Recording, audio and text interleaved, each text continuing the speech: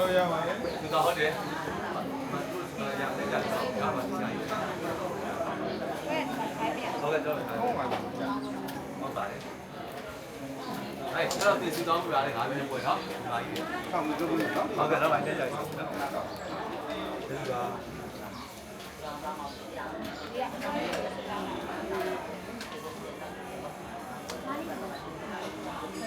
ตรงนั้นเป็นเงินนะเขาแทรกเงินเข้าไป ပေးရင်လို့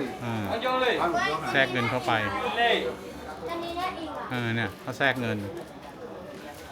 อันนี้เป็นซองจดหมายไม่รู้คือซองอะไรแทรกเข้าไปในชุดสีเขียว ရောဒီမှာလည်းတော့ပြီးမသိရှိတာရှိရကျွန်တော်